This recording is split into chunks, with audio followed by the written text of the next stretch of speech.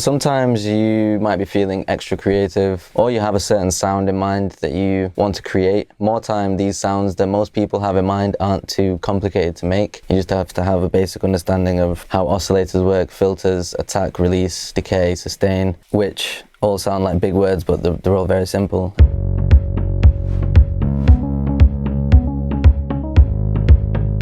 I'm going to quickly make a sound on massive on this idea here that you've just heard me create the melody for. I'm thinking of maybe creating some sort of low, mid, bass sound. For this, I'm going to be using massive. As I say, this knowledge is transferable, so if you don't have massive, then you can follow along on Serum. So yeah, essentially massive, or any of these kind of VSTs, they come with 2 or more oscillators. We're going to be focusing on 1 oscillator for now. In massive, your oscillator names and types are here. You mainly want to focus on the basic waveforms. I usually either go for square and saw or sine and square. But yeah, if you just hit any one, it's going to sound like this kind of horrible yeah, waveform. Over here you've got your envelopes, envelope 1, 2, 3 and 4. I believe, I've not used massive in a long time, but yeah, your envelope 4 controls the amplitude of the sound, if I'm not mistaken. So as you can see, I'm increasing the attack, and it's having more of a sort of build up into the transient. So yeah, let's see, let's just hear the... That's pretty cool. So I mean, I guess you'd want to kind of lay down at least 1 note.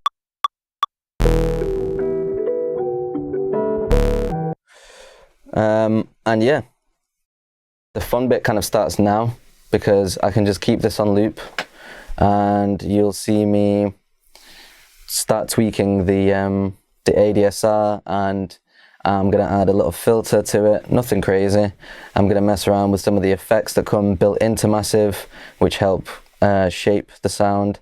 You know, just your basic stuff like chorus, flanger, bits of delay, reverb, saturation. You can add noise. Again, I use Serum mostly now for this sort of stuff, but again, you'll just see that it's the same thing essentially on every single VST. So yeah, let's start fiddling. I'm going to add a filter straight away.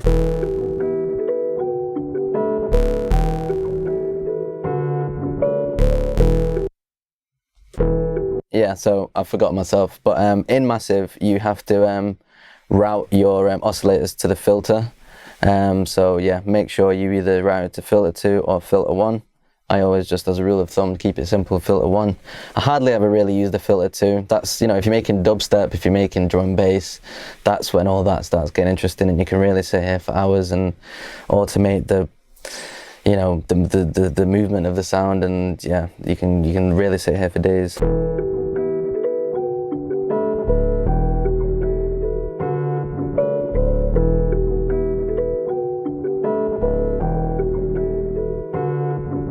Okay, that's got more of a low rumble feel. Let's add some classic tube for some distortion and drive. More resonance, it's kind of giving me like a Detroit bass feel now.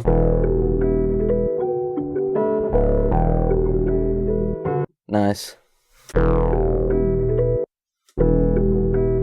Yeah, that's cool. To be honest with you, I would actually probably leave this sound here. For the sake of showing you guys a few more cool little tricks, let's add some noise. In massive you can choose between white noise, bright noise, brown noise, and etc. I usually just stick with white noise. The cool thing about massive, and also again Serum and all these types of VSTs, is you can normally route envelopes to different, you know, you can route it to filters, noise oscillators, modulation oscillators, just to anything really. And say for example, if we route the 3rd envelope to the amplitude of the noise, and then make the envelope that's affecting the noise sort of attacky and low decay, it'll give it like a tss on the noise. It's hard to hear now because there's a filter on everything. Let me just increase color. There we go. Okay.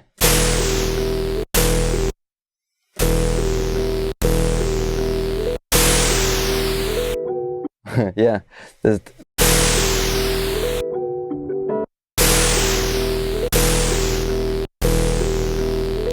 Yeah. For something like this, you definitely want stuff like this, especially, to be extremely subtle. So like only a tiny bit of noise. Maybe some release on that envelope. Oh, release.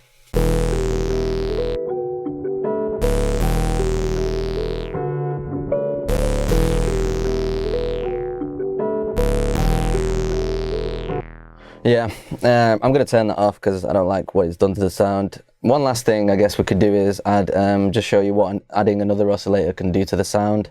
Let's try, in fact I'm going to solo it for this because I'm not sure how it's going to work with the beat, but if you're making house music especially, or just, yeah, more like those kind of commercial donk basses they hear in pop music a lot of the times they're laid with an oscillator that's a seventh up from the whatever note is playing. So you can just go 1, 2, 3, 4, 5, 6, 7, and if you play it now, increase the amp. That's adding like a brand new harmonic texture. Yeah, but you know, again, for the sake of this, we won't add that. As you can see, like I've barely scratched the surface, and the sound's already kind of starting to take more shape than kind of is needed. Yeah, so I've tweaked this enough now, I feel like. We've added a little bit of distortion, some filter, low pass filter, shaped the sound, and let's just hear how that sounds now. In context to the beat, I'll unsolo it.